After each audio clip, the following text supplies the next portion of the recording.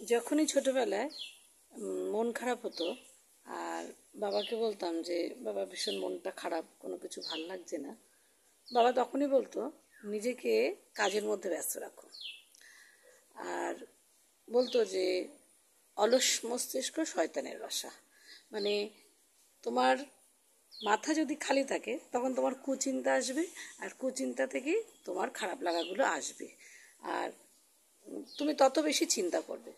তা তখন তো অত বুঝতাম না, বাবা বলতো যে কর্মব্যস্ত থাকো। তারপরে যাই হোক বড় হলাম, আস্তে আস্তে সংসার জীবনে পা দিলাম, তারপরেও অনেক সমস্যা হচ্ছে, বাবাকে গিয়ে বলেছি, বাবা তখনও বলেছে যে তুমি যদি হাউসওয়াইফ হও তাহলে তুমি তোমার বাড়ির কাজটাই সঠিকভাবে করো।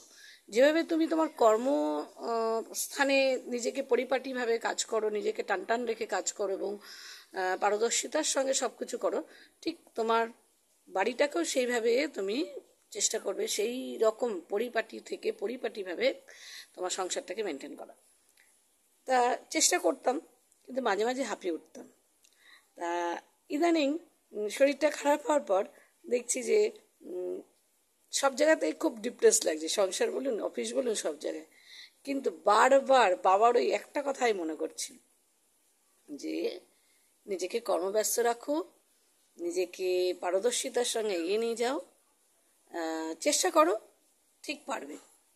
হয়তো সাময়িকভাবে মুখ থুবড়ে পড়ে যাই আমরা, শারীরিক মানসিক সব কিছু যখন আমাদের একসঙ্গে আঘাত করে তখন আমরা হয়তো সাময়িকভাবে মুখ থুবড়ে পড়ে যাই, কিন্তু একটু চেষ্টা করলে কিন্তু পারি। আর পারবো না এমন কোনো কাজ কিন্তু হয় না। আর মন যদি তুমি একবার ঠিক করে নাও যে তুমি পারবে, তাহলে কিন্তু তুমি পারবেই। সেই মনের জোরটা এবং সেই শক্তিটা কোনো না কোনোভাবে তোমাকে ভেতর থেকে আনতে হবে। কেউ না কেউ দেখবে তোমাকে ঠিক তখন ঠিক সাপোর্ট করছে। তুমি হয়তো তোমার কাছের মানুষের কাছে সাপোর্ট না পাচ্ছ, কিন্তু তুমি দেখবে কেউ না কেউ তোমাকে ঠিক সাপোর্ট করে দেবে। তোমার থেকে বয়সে ছোট, কিংবা তোমার থেকে অনেক বড়, কিংবা তোমার সমসম তোমার বন্ধু, কেউ না কেউ তোমাকে ঠিক জাগ্রত করবে। আমাদের এইভাবেই চলতে হবে, এইভাবেই আমাদের জীবন।